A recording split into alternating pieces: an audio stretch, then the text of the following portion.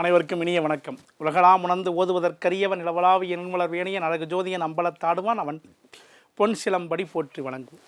எல்லாம் அல்ல இறைவனை வணங்கி என் தமிழ் அன்னையை வணங்கி இப்போ நம்முடைய பிஜிடிஆர்பி இளங்கலை ஆசிரியருக்கான பட்டதாரி ஆசிரியருக்கான தேர்வுகளை நோக்கில் நம்ம வகுப்புகளை பார்த்துட்டு வரோம். அதில் முதல்ல நம்ம பார்க்கும்போது இலக்கிய சான்றுகளை பற்றி நம்ம பார்த்துட்டோம். அடுத்து இலக்கண சான்றுகள் நம்முடைய தமிழ் மொழி வளர்ச்சிக்கு என்னெல்லாம் கொடுத்துருக்கு அதை பற்றி நம்ம பார்க்கலாம். அடிப்படை இலக்கணமாக நம்ம பார்க்குறோம். என்னெல்லாம் இருக்குதுன்னு பார்த்து நம்ம விளக்க உருபியன் ஒளியியல் இதெல்லாமே சேர்ந்து தான் நம்முடைய மொழியை எப்படி வளர்ச்சி அடைஞ்சின்னு சொல்லி பார்க்க போகிறோம். இது தொல்காப்பியர் பல விதமான சான்றுகளை சொல்கிறார். என்ன சொல்கிறார் பாருங்கள். தொல்காப்பியர் தனது பிறப்பியல் என்று சொல்லக்கூடிய பகுதியில் ஒலிகளுடைய உச்சரிப்பு, அதாவது உச்சரிப்பொலியியல் என்று சொல்லக்கூடிய தனி ஒலியலுடைய அமைப்பை பற்றி கொடுத்துருப்பார். அடுத்து பாருங்கள், எகரத்தினுடைய பிறப்புக்கான விளக்கணத்தை பற்றி இலக்கண வடிவில் கொடுத்துருப்பார் பாருங்கள். அன்னம் சேர்ந்து மிடற்று ஒளி இசை கண்ணுற்று அடைய எகரம் பிறக்கும் என்று எகரத்தினுடைய வாய்ப்பாட்டை பற்றி சொல்கிறார். என்று எகரத்தினுடைய பிறப்பை தொல்காப்பியர் குறிப்பிடுகிறார். ஓகேங்களா. யா ஓகேங்களா. என்ன அன்னம் சேர்ந்து மேலுகிற அன்னம் கீழுகிற அன்னம் மிடற்று வழி இசை ஓகேங்களா. கண்ணுற்று மிடற்று ஒளி இசை மிடர்னா ரெண்டு பக்கம் கண்ணுற்று பிறக்கக்கூடியது எகரம்னு சொல்கிறோம். அடுத்து ஒளிப்புடை ஒளி. எகரம் என்பது ஒரு ஒளிப்பிடை, அதாவது ஒளி என்பதை தொல்காப்பியர் சொல்கிறாரு. மிடற்றெழு வழி இசை அப்படின்னு இது தொடரால் சுட்டி காட்டுகிறார். இதாம முக்கியப்பா.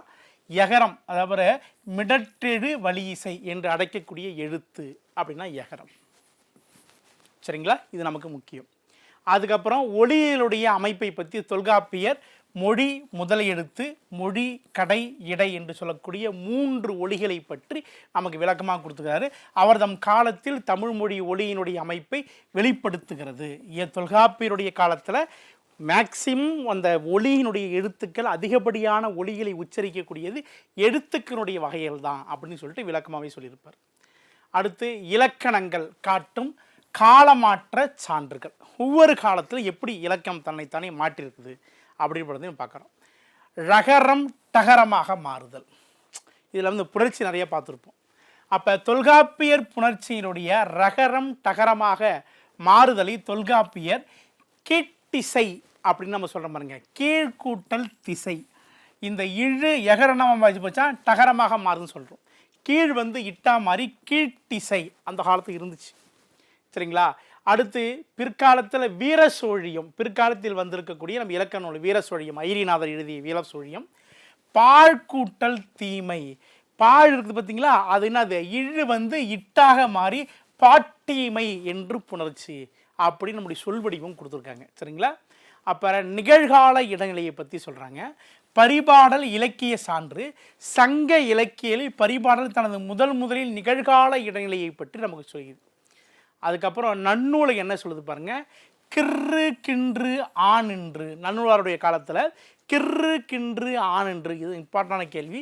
கிர்ரு கின்று ஆனின்று எந்த இலக்கிய நூலாருடைய காலத்தில் தோன்றியதுன்னா நன்னூலை எழுதிய பவனந்தி முனிவருடைய காலத்தில் தோன்றியது. இது மொழி வளர்ச்சியினுடைய ஏற்று 3 இடைநிலையை பெற்றுள்ளது. நிகழ்கால இடைநிலையை பற்றி நமக்கு சொல்கிறாங்க. இதுக்கு உரையாசிரியருடைய சான்றுகள் பல உண்டு. தமிழ் இலக்கண இலக்கிய நூல்களின் உரையாசிரியர்கள் பலவாறு எழுதியிருக்காங்க. அதை ஒன்று பார்க்கலாம். உரைகளினுடைய சிறப்பு இலக்கண உரையாசிரியருடைய மூல நூலில் நூற்பா கருத்துக்களோடு அவர் வாழ்ந்த காலத்து மொழி வழக்கினையும் சேர்த்து உரையினுள் கூறியுள்ளனர். உண்மைதான். இந்த நூற்பாவுடைய செய்தி பிற்காலத்தில் அவங்க வாழ்ந்திருக்கக்கூடிய அந்த காலத்தில் இந்த மொழியில் ஏற்படக்கூடிய செய்தி, இது ரெண்டையுமே சேர்த்து அவங்க பேசியிருப்பாங்க. அது பாருங்க, உரையிற் கோடல் உத்தி, இதை பற்றி முக்கியமாக சொல்கிறாங்க பாருங்க. உரையாசிரியர்கள் உரையிற் கோடல் யுத்தி எப்படி பயன்படுத்துகிறாங்கன்னா இந்த யுத்தி வகையை பயன்படுத்தியிருக்காங்க. தங்களுடைய சொந்த கருத்துக்களை விதிகளை உரையினுள் கொண்டு வந்துள்ளனர். இது கரெக்டு, தொல்காப்பியர் சொல்லியிருக்காரு. பட் ஆனால் அதை இப்படியும் சொல்லியிருக்கலான்னு சொல்லிட்டு பல உரையாசிரியர்கள் தன்னுடைய கருத்துக்களை வெளியிட்டிருக்காங்க. அதை பற்றி தான் இது உரையுள் கோடல் யுத்தி, தன்னுடைய கருத்தையும் சேர்த்து சொல்வது. ஓகேங்களா. மாற்றத்தை உணர்தல். ஓகேங்களா. மொழியானது காலம் தோறும் மாற்றத்திற்கு உள்ளாகக்கூடியது என்பதை உரையாசிரியர் அன்றே கணித்திருப்பாங்க. அப்போ உரையாசிரியர் காட்டக்கூடிய சான்று ஒன்றுனா வியங்கோல் வினைமுற்று. மாற்றத்துக்கு சொன்னோம் பார்த்தீங்களா, அதுக்கு என்ன சொல்லியிருக்கேன் பாருங்க. தொல்காப்பியர் வியங்கோல் வினைமுற்றுக்குரிய விகுதிகள் கா, இயல், இயர் போன்ற விகுதிகள் தனித்து கூறாமல் அவை இடங்களில் திணை, பால் இடங்களை கூறி மட்டுமே விளக்குகிறது. புரியுதுங்களா?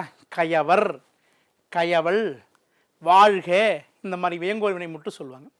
பிற்காலத்தில் உரையாசிரியர்கள் தங்கள் காலத்து மொழியை மாற்றுவதற்கேற்ப வியங்கோலுக்குரிய விகுதிகளை தெளிவாக குறிப்பிடும் உரை எழுதியுள்ளனர் பிற்காலத்தில். ஓகேங்களா? எப்படி சொன்னாங்க பார்த்தீங்களா? பிற்காலத்தில் இப்போ பாருங்கள், 3 இயல் தான். வாழ்த்துதல் இதெல்லாம் பிற்காலத்தில் எழுதப்பட்டது. வாழ்த்துதல், வைதல், வேண்டல், விதித்தல், இந்த 4 அடிப்படையில் தான் வியங்கோல் வினைமுற்று வரும். ஏற்கனவே சொன்ன மாதிரி நம்ம இந்த திணைப்பால் அதெல்லாம் பெருசாக தேவையில்லை. இதில் பாருங்க, வாழ்த்து, ஒரு மனிதனை வாழ்த்தணும், வாழ்க அப்படின்னு சொல்லுவோம். அதே மனிதனை திட்டணும், அதுக்கு அது ஒழிக அப்படின்னு சொல்லுவோம். இறைவன்கிட்ட போயிட்டு இறைவா எனக்கு அருள் புரிக, பொருள் தருக, தருக, இது வேண்டுதல். விதித்தல், ஒருத்தவங்கிட்ட செயலை செய்யணும். ஓகேங்களா? செல்க, வெல்க, இது விதித்தல். ஒரு மனிதனுடைய வாழ்வில் பெருசாக எடுத்தணும். நீ வெற்றி செல்க, தமிழ் வாழ்க, தமிழ் வெல்க, இந்த மாதிரி வார்த்தையெல்லாம் பயன்படுத்துகிறோம். இது பிற்காலத்தில் வந்திருக்கக்கூடிய உரையாசிரியர்கள் சொன்ன வியங்கோல் வினைமுற்று. ஆனால் இவர் தொல்காப்பியர் என்ன சொல்கிறார்? வியங்கோல் வினைமுற்று கா, இயல், இயல், இயர் இது எதுக்கு இருக்கும்? திணை, பால் இடங்களில் மட்டும் குறிப்பிட்டு வரும். இது திணையும் கிடையாது, பாலும் கிடையாது, உரம் கிடையாது. இது வாழ்த்துதல், வைதல், வேண்டல், விதித்தல் 4 பொருள்களில் வரும். பிற்காலத்து உரையாசிரியர்கள் தொல்காப்பியருடைய கூற்றிலிருந்து மருவி சில கருத்துக்களை வெளியிட்டிருக்காங்க. சரிங்களா? இதுதான் நம்ம தமிழ்மொழிய வளர்ச்சி.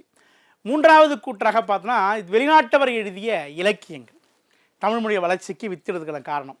வெளிநாட்டவருடைய பல மொழி இலக்கணங்கள் எழுதியுள்ளன. இவற்றுக்குரிய பெரும்பாலானோர் பேச்சு மொழி தமிழுக்கு இலக்கணம் அதிகமாக படிச்சிருப்பாங்க. அதில் பாருங்கள், இவருடைய இலக்கணங்கள் சில குறுகிய ஒளியியல் ஆய்வுத்துறையில் இவை மிக சிறப்பிடம் பெற்றுள்ளது. ஓகேங்களா? ஏன்னா பிற்காலத்தில் தமிழை ஆராய்ச்சி தமிழ் புலவர் பல பேர் இருக்கலாம். தமிழாக தாய்மொழியை கொண்டிராத பல அறிஞர்கள் நமக்கு பல நூல்களை கொடுத்துருக்காங்க. ஏன்னா அவர் ஒரு லண்டனில் ஒரு ஆங்கிலேயராக இருந்தால் கூட ஜியு போப் இங்கு ஒரு தமிழ் மாணவன் உறங்கி கொண்டிருக்கிறான், தமிழ் பண்டிதன் உறங்கி கொண்டிருக்கவில்லை என்று கூறலை. ஒரு தமிழ் ஆசிரியர் உறங்கி கொண்டிருக்கிறார். ஏன்னா அவர் இங்கேருந்து போயிட்டு லண்டன்லாம் போயிட்டு பேராசிரியர் இருந்திருக்கார், தமிழ் பேராசிரியர் வாழ்ந்திருக்கார். பிற்காலத்தில் இங்கே சென்னை நம்முடைய பகுதியிலிருந்து போயிட்டு அப்படி இருந்தால் கூட தன் கல்லறையில் இங்கு ஒரு தமிழ் மாணவன் உறங்கி கொண்டிருக்கிறான். அப்போ தமிழ் மொழியிலே கற்க வேண்டிய செய்திகள் பல உண்டு. அவரான தமிழ் பண்டிதன் உறங்கி கொண்டிருக்கிறான், தமிழ் மேதை உறங்கி கொண்டிருக்கிறான், தமிழ் அறிஞர் உதவி கொண்டிருக்கிறான் எழுத சொல்லவில்லை. என்ன சொன்னார்? எங்கு தமிழ் மாணவன் உறங்கி கொண்டிருக்கிறான் என்ற வார்த்தையை பயன்படுத்தியிருக்கார். அது நமக்கு முக்கியம். சரிங்களா? இதெல்லாம் நமக்கு சொல்கிறாங்க. அடுத்து இந்த காலவரையினுடைய வெளிநாட்டினுடைய இலக்கண நூல்கள் நமக்கு என்ன சொல்லிச்சு? இதாமல் நமக்கு மேட்ச் த ஃபாலோயிங்கில் கொஸ்டினாக வரதுக்கு வாய்ப்புகள் இருக்குது. 17ஆம் மற்றும் 18ஆம் நூற்றாண்டு. ஓகேங்களா? பால்டியஸ் 1672 நூல் வெளியிட்டார். அடுத்து கோஸ்டா பல்ஸ்த்ரா 1680. அடுத்து புருனோ 1685. அடுத்து சீகன் பாகு, ஓகேங்களா, இவர் தான் அச்சு கட்டத்தும் அதை வெளியிடுப்பார் 1786. வீரமாமுனிவர் ரேனியஸ் 1836. இவங்கள்லாம் வெளிநாட்டவர்களாக இருந்து தமிழ்நாட்டில் எழுதப்பட்ட இலக்கண நூல்கள், சிதறகராதி இந்த மாதிரி நூல்கள்லாம். அடுத்து 19ஆம் 20ஆம் நூற்றாண்டுகளில் தமிழ் மொழிக்கு சிறப்புகளை சேர்ந்தவர் எல்லிஸ் பிரபு, ஜியு போப், கிராஸ்லின், கால்டுவெல் போன்ற தலைவர்கள். இவங்கெல்லாம் பிற்காலத்துக்கு நம்முடைய தமிழ் மொழிக்கு இலக்கணம் கொடுத்துருப்பாங்க. ஓகேங்களா? அப்போ வெளிநாட்டவர் இலக்கணங்களை பற்றிய கண்டுபிடிப்புகளின் பங்களிப்பு மூவிடை பெயர்களுடைய பாகுபாடுங்க கிடைச்சிது. மூவிடை, ஓகேங்களா? அப்போ மரபு இலக்கணங்கள் தொல்காப்பியம், நன்னூல் போன்றவற்றை மூவிடங்களை பற்றி தனித்தனியே பிரித்து கூறவில்லை. உண்மைதான், இதான் கேட்பாங்கம்மா. மூவிடங்களை பற்றிய பிரிப்புகளை சொல்லக்கூடியவர் யார்? பிற்காலத்து வெளிநாட்டவருடைய நூல் குறிப்புகள் தான் மூவிடங்களை பற்றி சொல்லக்கூடிய பிறப்பியலை பற்றி நமக்கு சொல்லுது. ஆனால் மேலை நாட்டவருடைய தமிழ் இலக்கணங்கள் மூவிட பெயர்களுடைய பெயர் சொல்களை ஒரு தனித்தனி உட்பிரிவாக பிரிச்சுது. தன்மை, முன்னிலை, படர்க்கை, அவ்வளோதான். அது பாருங்க, காலம் காட்டும் இடைநிலை. எந்த வினைச்சொற்கள் எந்தெந்த காலம் காட்டும் இடைநிலையை பெற்று வரும் என்பதை பற்றி மேலை நாட்டவருடைய இலக்கண நூல்கள் தான் விரிவாக நமக்கு சொல்லுது. ஓகேங்களா? கிறு, கின்று, ஆனன்று இது எங்கே பெற்று வரும் அப்படின்னு சொல்லிட்டு மேலை நாட்டவருடைய இலக்கணம் தான் நமக்கு சொல்லும். அப்புறம் இந்த கிராலின் வினைச்சொல் பாகுபாடு இவர் விளக்கமாக சொல்கிறார் பாருங்க. கிராலியர் என்று சொல்லக்கூடிய அறிஞர் தமிழ் வினையடி சொற்களை அவை ஏற்ப இடைநிலைக்கு அடிநிலையாக மெல்வினை, இடைநிலை, வல்வினை, ஓகேங்களா, என்று 3 பிரிவாக பிரிச்சிருப்பார். மெல்லினை எழுத்தை கொண்டு வருவது, இடையினை எழுத்தை கொண்டு வருவது, வல்லினை எழுத்தை கொண்டு வருவது. அதெல்லாம் பாருங்கள், இடைநிலை எழுத்துக்களில் வல், மெல், இடை என்று பிரித்தவர் யாருன்னு கேட்டால் கிராவ்லின் முக்கியம். ஓகேங்களா. அடுத்து நம்முடைய தமிழ்மொழி வளர்ச்சிக்கு அகராதியினுடைய பணிகள், அகராதியினுடைய பண்புகள், அது அகராதியினுடைய பங்குகள், அதை பற்றி பார்க்க போகிறோம். வரையறை பாருங்கள். ஒரு தமிழ்மொழியில் உள்ள சொற்களை அனைத்தும் அகர வரிசையில் அமையும்படி ஒரு சேர தொகுத்து அவற்றின் பொருட்கள் அம்மொழியில் அல்லது பிற மொழியிலோ விளங்கக்கூடிய நூலுக்கு பேர் தான் அகராதி அப்படின்னு நம்ம சொல்லுவோம். டிக்ஷனரி. சரிங்களா. ஒன்று அந்த மொழியில் இருக்கலாம், இல்லை அந்த மொழியை வைத்து பிற மொழி சொற்களுக்கு அர்த்தம் கண்டுபிடிக்கலாம். அந்த மாதிரி சொற்கள் நமக்கு அகராதின்னு பேர். அப்புறம் பழமை மரபு பெயர்கள். அகராதி தொடக்க காலத்தில் உரைச்சொல் பணுவல் நிகண்டு என்று அழைக்கப்பட்ட பழைய மரபாகும். ஓகேங்களா. பழைய மரபு சொல்லுடைய அகராதி. வரலாற்று தொடக்கத்தில் 1700, அதாவது 17ஆம் நூற்றாண்டு காலத்தில் ஐரோப்பிய பாதிரிமார்கள் வெளியிட்ட அகராதிகள், யார், ஜிபோ போன்றவர்கள், தமிழ்மொழி வரலாற்றில் பெரிதும் சான்றுகளாக விளங்குகிறது. வீரமாமுனிவர் போன்றவர்லாம். வீரமாமுனிவருடைய அகராதியினுடைய பங்களிப்பு பாருங்கள். வீரமாமுனிவர் தமிழ் அகராதியினுடைய தந்தை என்று அறியப்படுகிறார். அவர் வெளியிட்ட 7 முக்கிய அகராதிகள், முக்கியமாக தமிழ் லத்தீன் அகராதிகள், டிக்ஷனரி, தமிழ் டு லத்தீன் சொற்கள். அடுத்து லத்தீன் டு தமிழ் சொற்கள். அடுத்து தமிழ் பிரான்சு சொற்கள், தமிழ் மற்றும் ஆங்கில அகராதி. அடுத்து போர்ச்சுகீஸ் லத்தீன் தமிழ் அகராதி, வட்டார வழக்கு தமிழ் அகராதி, சதுரகராதி. இதெல்லாமே இவர் எழுதிய டிக்ஷனரிஸ். இவர் எழுதிய கொடுந்தமிழ் அகராதி அப்படின்னு நூல் இருக்கு. இவர் எழுதிய செந்தமிழ் அகராதி அப்படின்னு நூல் இருக்கு. கொடுந்தமிழ், நம்ம பேசக்கூடிய பேச்சு வழக்கூடிய தமிழுக்கு சொற்களை அர்த்தங்களை எழுதுவது கொடுந்தமிழ். செந்தமிழ், இனிமையான செந்தமிழை பற்றி பேசுவது செந்தமிழ். 2 வகையான சொற்களை பற்றி சொல்லுவாங்க. பிற்காலத்தில் முக்கிய அகராதிகளை பற்றி நம்ம பார்க்க போகிறோம். தமிழில் பேரகராதின்னு சொல்லிட்டு அகராதி எப்போன்னா சென்னை பல்கலைக்கழகத்தில் உருவாக்கப்பட்டது. பிற்காலத்தில் சென்னை பல்கலைக்கழகம் வெளியிட்ட இந்த அகராதி தான் பேரகராதி என்று அழைக்கப்படுகிறது. இதில் இடம்பெற்றிருக்கக்கூடிய மொத்த சொற்களுடைய எண்ணிக்கை 1,04,405 சொற்கள் இன்றளவு இருக்குது. நீங்கள் சென்னைக்கு போனால் பார்க்கலாம். திராவிட சொற்பிறப்பியல் அப்படின்னு சொல்லிட்டு ஒரு அகராதி இருக்குப்பா. இது திராவிட மொழியினுடைய பேரறிஞர்கள், இப்ரனோ, யமுனோ என்று சொல்லக்கூடியவர்கள்லாம் சேர்ந்து உருவாக்கிய அகராதிகள். அப்போ திராவிட மொழியினுடைய உலகில் மிக குறிப்பிடத்தக்க திராவிட ஒப்பிலக்கண ஆய்வுக்கு வித்திட்டது. இங்கிருந்து தான் திராவிட மொழியினுடைய ஒப்பிலக்கண ஆய்வுக்கு வித்திட்டது. இதுக்கப்புறம் தான் திராவிடன் என்பவன் எப்படி இருந்தான்னு சொல்லிட்டு பிற்காலத்தின் நூலாசிரியர்கள் எழுத ஆரம்பித்தாங்க. அதுக்கப்புறம் நம்முடைய கண்டுபிடிப்புகளில் தமிழ் வளர்ச்சியில் முக்கியமானது பார்த்திங்கன்னா கல்வெட்டுக்களுடைய சான்றுகள். எந்தெந்த மொழி நம் கல்வெட்டுக்கள், அப்புறம் பிற நாட்டு கல்வெட்டுக்களுடைய சான்றுகள், கடைசியாக கிளை மொழிகள் வரைக்கும் நம்ம பார்க்க போகிறோம். இப்போ பாருங்க, அடிப்படையினுடைய சிறப்புகள். தமிழ்மொழி வரலாற்றில் உதவும் அடிப்படையில், தமிழ்மொழி வரலாற்றை அறிய உதவும் அடிப்படையில் கல்வெட்டு சான்றுகள் முக்கியமான சான்று. அப்போ கல்வெட்டு சாசனங்கள், செப்பேடுகள் மொழி வரலாற்றை பெரிதும் நமக்கு காட்டுகிறது. இதில் பாருங்கள், தொடக்க காலத்தில் கிபி 3ஆம் நூற்றாண்டு முதல் கல்வெட்டு கிடைக்கப்பட்டது. அதில் பாடப்புத்தகத்தில் இந்த அச்சுப்பிழைகள் இல்லாத இருக்கும் பொழுது இந்த கிபி 3ஆம் நூற்றாண்டு, கிமு 3ஆம் நூற்றாண்டு தமிழ் பிராமணி கல்வெட்டுகள் நமக்கு கிடைக்குது. சரிங்களா. மொழியினுடைய தன்மை பாருங்கள், கல்வெட்டில் பெரும்பாலானவை பேச்சு தமிழை அடிப்படையாக கொண்டிருக்குது. உண்மையிலே சொல்ல போனால் தஞ்சாவூர் பெரிய கோயில்களுடைய அந்த சுவரில் அந்த தாய்ப்பாலை கொடுத்து விளக்கெரிய செய்தவருடைய செய்தியை கூட இடம்பெற்று வச்சிருக்கார். அந்த கோவிலை கற்றக்கூடிய தலைமை சிற்பியினுடைய பெயர் இடம்பெற்றிருக்கார். எப்பயும் மன்னனை பற்றி தான் இருக்கும். ராஜாதி ராஜ ராஜகம்பீர ராஜ மார்த்தாண்டன் இந்த பேரனை மெய்கீர்த்திகளை பற்றி தான் பெருசாக இருக்கும். ஆனால் மெய்கீர்த்திகள் பெருசாக இல்லாவிட்டாலும் அந்த கோவிலை கட்டுவதற்கு பணி செய்த பணியாளர்களுடைய சிறப்புகளை பற்றியெல்லாம் நமக்கு தஞ்சாவூர் பெரிய கோயில் சிறப்பித்து கூறுகிறது. இதான் முக்கியமான செய்திகள். ஓகேங்களா. அதுக்கப்புறம் தமிழ் பிராமணி கல்வெட்டுக்கள். கல்வெட்டுக்களை 3 வகையாக பிரிக்கலாமா? கல்வெட்டுக்கள் 3 வகை தான். ஒன்று பாருங்க, பிராமணி எழுத்து கல்வெட்டு. 3 பாருங்க, கிறந்த எழுத்து கல்வெட்டு. 4 பாருங்க, வட்டெழுத்துக்களுடைய கல்வெட்டு. மொத்தம் 3 வகையான எழுத்துக்கள் தான் தமிழ் மொழி கிடச்சிருக்கு, தமிழ்நாட்டை கிடச்சிருக்கு. அதை தமிழ் பிராமணி எழுத்து கல்வெட்டுகளை பற்றி முதல்ல பார்க்குறோம். தமிழ் வரலாற்றிலே தமிழ் பிராமணி கல்வெட்டுக்கள் மொழியை பற்றி, அதாவது தென் மாவட்டம் ஃபுல்லாக தமிழ் பிராமணி கல்வெட்டு தான் கிடச்சிது, ஆய்வு செய்தது. அதில் தொடர்ச்சியாக கல்வெட்டுகளை பற்றி 7ஆம் நூற்றாண்டு இது தொடர்ச்சியாக கல்வெட்டுகள் நமக்கு கிடைக்கிது. 7ஆம் நூற்றாண்டு கல்வெட்டு கிடச்சிருக்கு. அதில் பாருங்கள், கல்வெட்டுக்கள் எல்லாம் தமிழ் மொழியினுடைய வளர்ச்சியையும் பேச்சு மொழியினுடைய சாயலையும் காட்டுவனவாக உள்ளன.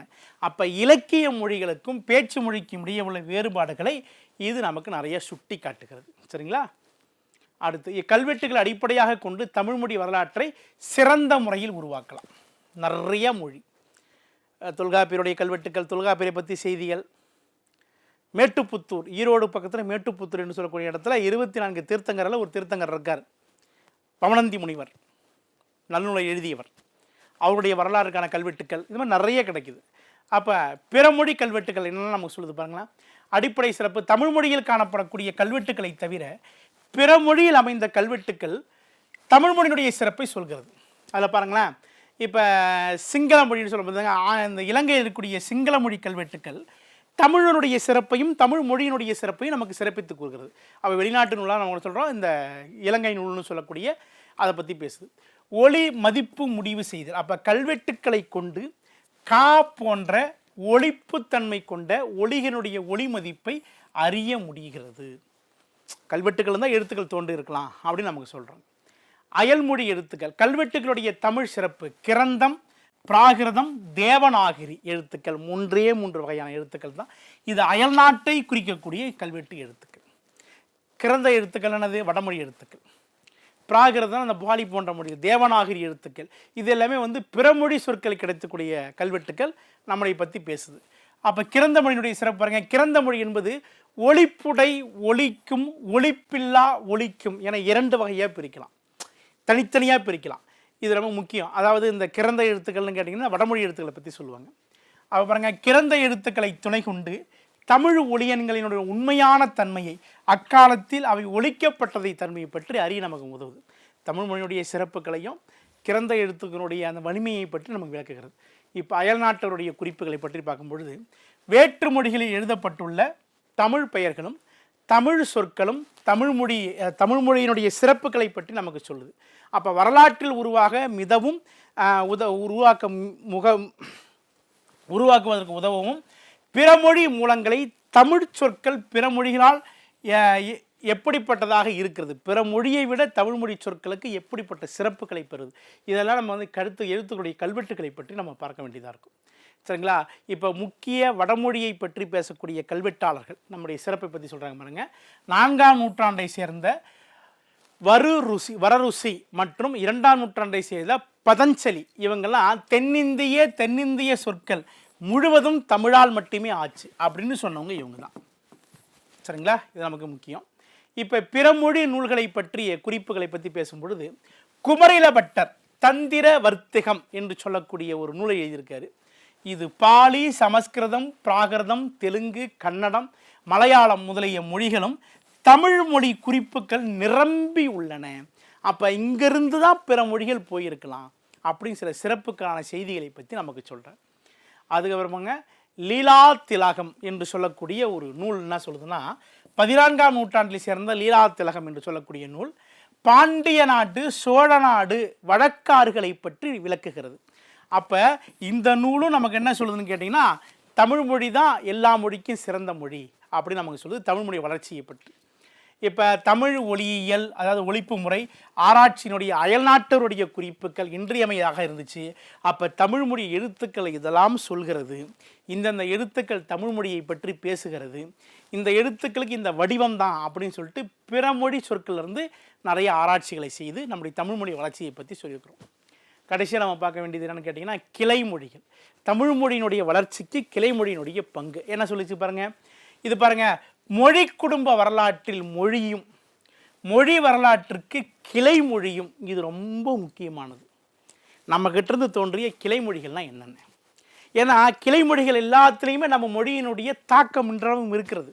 தெலுங்கு, கன்னடம் எடுத்துக்க பாருங்க, இன்னும் தமிழ் மொழியுடைய தாக்கங்கள் இருக்குது. அப்போ ஆய்வினுடைய அவசியம் பாருங்கள். ஒரு மொழியை நன்கு அறிய வேண்டுமானால் அம்மக்களின் பேச்சு மொழியையும் ஆராய வேண்டும். பேச்சு மொழியினுடைய சிறப்பு இயல்புகள், புதிய பொருள் உணர்த்தும் திறன், இலக்கண அமைப்பு ஆகியவற்றை வகைப்படுத்தினால் தான் மொழியை முழுமையாக புரிந்து கொள்ள முடியும். இதுதான் கான்செப்ட். அதுக்காக தான் கிளைமொழி நமக்கு தேவை. இதை பயன்படுத்த பாருங்க. கிளைமொழியின் ஆய்வால் பேச்சு மொழியினுடைய சிறப்புகளையும் பழைய வழக்குகளையும் அறிய முடியும். வழக்காறுகள், பழமொழிகள் இதெல்லாம் அறிய முடியும் கிளைமொழியின் அடிப்படையில் தான். கிளைமொழிகளை நன்கு ஆராய்ந்தால் பல்லாயிரக்கணக்கான சொற்கள் தமிழ் அகராதியில் இடம்பெற்றிருக்கு. இதன் மூலம் தமிழ் மொழி வளம் பெற்றிருக்கக்கூடிய ஒரு மொழியாக இருக்கலாம் அப்படின்னு கிளைமொழி மூலியமாக பார்த்துக்கணும். கிளைமொழியின் ஆய்வு மொழி வரலாற்றின் ஒப்பிலக்கண ஆய்வு துணை புரிகிறது. கரெக்டாக முக்கிய கூற்று, தமிழினுடைய மேற்கு கிளைமொழி தான் இன்று மலையாள மொழியாக இருக்குதுங்க அப்படின்னு சொல்கிறாங்க. இதை சொன்னவர் சீவை தாமோதரம் ஐயா அவர்கள், சீவை சண்முகம் ஐயா அவர்கள். ஓகேங்களா, சீவை சண்முகம் ஐயா அவர்கள். ஓகேங்களா, இவ்வகையான கிளைமொழிகள் ஆய்வு செய்து தமிழ் மொழியின் வரலாற்றில் அடிப்படை சான்றாக அமைகிறது. ஓகேங்களா, இங்கேருந்து தோன்றியதான் மலையாளம் அப்படின்னு நமக்கு சொல்கிறார். சரிங்களா, இப்போ எழுத்து சான்று இல்லாத மொழியினுடைய வரலாற்றை பற்றிய முறைகள் என்ன பாருங்கள். எழுத்து சான்று முதலிய கிடைக்காத வரலாற்றுக்கு முற்பட்ட காலத்தை சேர்ந்திருக்கக்கூடிய மொழியினுடைய இயல்பை 4 வகையாக பிரிக்கலாம். அதில் பாருங்களா, அக மீட்டுருவாக்கம், கிளைமொழி புவியியல், புற மீட்டுருவாக்கம் அல்லது ஒப்பியல் முறை, அடுத்து சொற்கோவை புள்ளியல். இதெல்லாம் எழுத்து மொழி இல்லாத பேச்சு மொழி சொற்களை மட்டும் சொல்வார். சரிங்களா, அதில் ஆய்வினுடைய விளக்கத்தை பற்றி பார்க்கும்பொழுது அகமீட்டுருவாக்கம்னு பற்றி பேசணும்னா இதன் மூலம் மொழிகளுக்குடைய ஏற்படக்கூடிய ஒளி மாற்றத்தை தெளிவாக அறிந்து கொள்ளலாம். ஒவ்வொரு மொழிக்கும் உள்ள ஒளி மாற்றத்தை அறிந்து கொள்ளலாம். அப்போ அகமீட்டுருவம் என்பது புறமீட்டுருவத்திற்கும் ஒப்பியல் ஆய்வுக்கு மட்டுமின்றி மொழி வரலாற்றினுடைய ஆய்வுக்கு துணை செய்கிறது. சரிங்களா, அடுத்து சொற்கோவை புள்ளியலை பற்றி பார்க்க போகிறோம். ஒரு மொழி குடும்பத்தை சார்ந்த மொழிகள் தனித்தனியாக பிரித்து செல்லும் காலத்தை கணக்கிடுவது சொற்கோவை புள்ளியல் அர்த்தம். இப்போ தமிழ் மொழியிலிருந்து ஒரு சில மொழிகள் பிறந்ததுன்னு சொல்கிறோம். அப்போ தமிழ் மொழியிலிருந்து பிறந்திருக்கக்கூடிய மொழிகளுடைய வரலாறு, அதோடைய காலத்தை கணிக்கக்கூடிய முறைக்கு தான் இந்த முறையை பற்றி நம்ம பேசுகிறோம். அடுத்து ஒப்பியல் முறை, அதாவது இப்போ புற மீட்டுருவாக்கம்னு சொல்லக்கூடிய ஒப்பியல் முறையை பற்றி பேசுகிறோம். ஒரு மொழியினுடைய வரலாற்றை எழுத பயன்படும் உத்திகள் மிக ஆற்றலுடைய ஒப்பியல் முறையாகும். அதாவது பல மொழிகளை ஒப்பிட்டு ஆராய்ந்து அவை தொல்மொழி ஒன்றிலிருந்து கிளைத்திருக்க வேண்டும் அப்படின்னு சொல்லிட்டு கிளைமொழியாக பல சொல்கிறோம். அப்போ ஒப்பியல் ஆய்வு மொழியியலாளர்கள் கூறுகின்றன. அப்போ ஒப்பியல் முறை என்பது ஒரு மொழியை தெளிவாக பேசவும் எழுதவும் துணை செய்யக்கூடிய முறையை பற்றி பேசுகிறாங்க. சரிங்களா, இதெல்லாமே நமக்கு முக்கியமானது. தேர்வு நோக்கில் ஒரு 3 வகையான செய்தியை பற்றி பார்க்குறோம். ஒப்பிலக்கணம்னு சொல்லும், இது சொல் பிறப்புன்னு அர்த்தம். சரிங்களா, அப்போ ஒப்பிலக்கணம் என்ற ஒரு சொல்லை முதலில் வான்சிலேகல் என்று சொல்லக்கூடிய ஜெர்மனி அறிஞர் பற்றி பேசுகிறார். இவர் தான் ஒப்பிலக்கணம். அதுக்கப்புறம் தான் திராவிடம் என்ற சொல் வந்துச்சு. திராவிடத்திலிருந்து தான் திராவிட மொழிகள் தோன்றி இருக்கலாம் அப்படின்னு செய்திகளை பற்றி பேசுகிறோம்.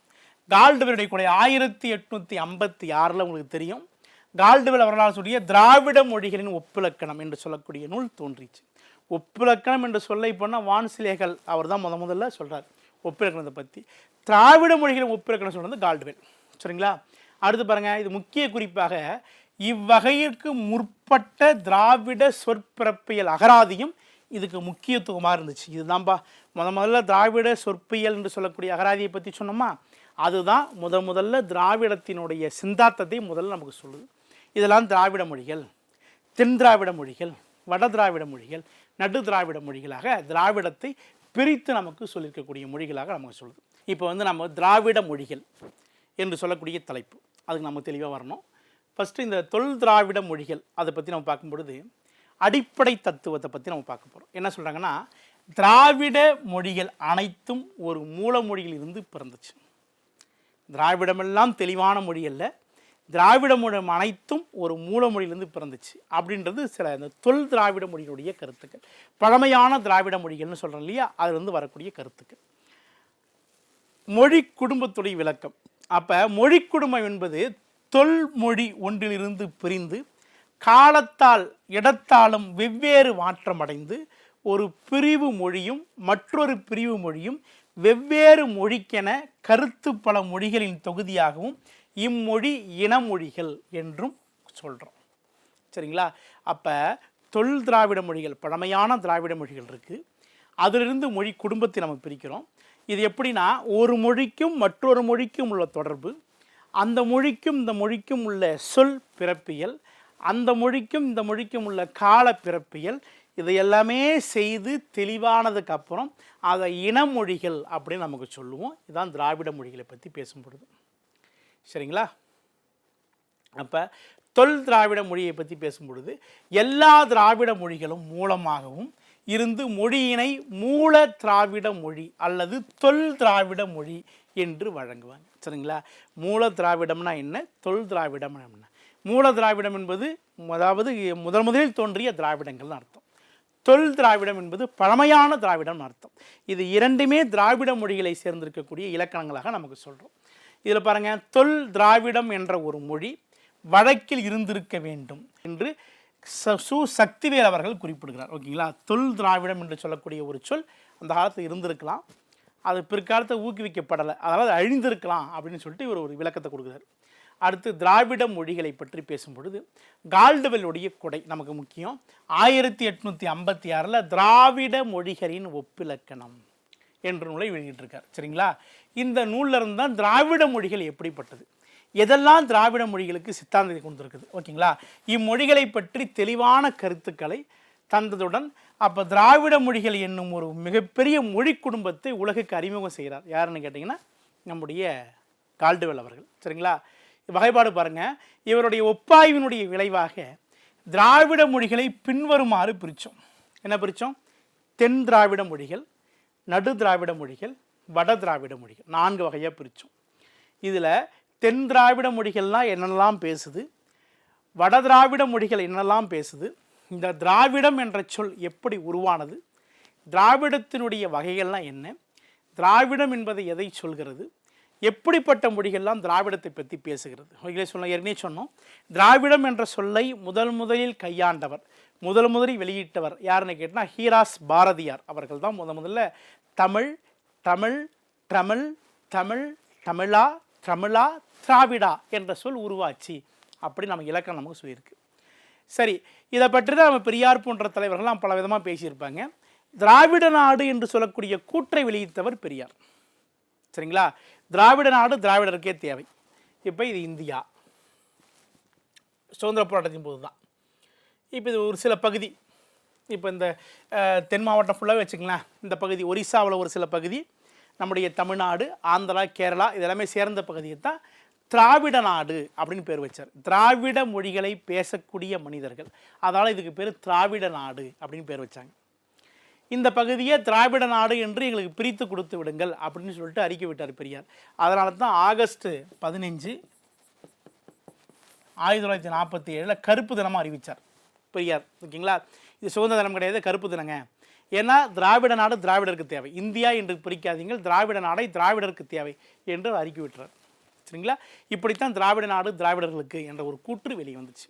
இப்போ இந்த திராவிட நாடு திராவிடர்கள் இருக்கும் பொழுது இந்த 1956 55 இந்த காலகட்டத்தில் மொழி வழி வாரியாக இந்த மாநிலத்தை பிரிக்கணும் அப்படின்னு சொல்லிட்டு ஆந்திராவை முதலாக தெலுங்கு மொழியை பேசக்கூடிய பெரும்பகுதியை ஆந்திரா என்று பிரித்தார்கள். அதில் தலைநகரருடைய போராட்டங்கள், மாப்போசி அவருடைய போராட்டங்கள்லாம் பார்த்துருப்பீங்க. அதில் பார்த்தீங்கன்னா தலையை கொடுத்தேனும் தலைநகரத்தை காப்போம், மாலவன் குன்றம் போனான் என்ன எங்களுக்கு வேலவன் குன்றம் ஆவது வேண்டும் அப்படின்னு நம்ம தமிழ்மொழி இலக்கியம் சொல்கிற வடவேங்கட தென்குமடி ஆயிடை தமிழ் கூறும் நல்லுலகம் அப்படின்னு திருமலையில் இருந்து கன்னியாகுமரி வரைக்கும் நம்முடைய தமிழ் பகுதி இருக்குது அப்படின்னு சொல்லிட்டு திராவிட நாடை பற்றி சித்தாந்தத்தை பற்றி பேசியிருக்காங்க. அப்படிப்பட்ட திராவிட நாடு பிரிஞ்சதுக்கப்புறம் தமிழ்நாடு தமிழருக்கே என்ற கூற்றை வெளியிட்டிருப்பார். இப்படித்தான் திராவிட நாடு கொள்கை நம்முடைய தமிழ்நாட்டுக்கு வந்துச்சு. திராவிடம் இன்றளவுக்கும் பேசக்கூடிய ஒரு பொருளாக இருக்கிறது. இதை பற்றி திராவிடம் என்ற சொல்லிலிருந்து திராவிடத்தினுடைய மொழி வரலாறு வரை அடுத்த வகுப்பிலே பார்க்கலாம். நன்றி, வணக்கம்.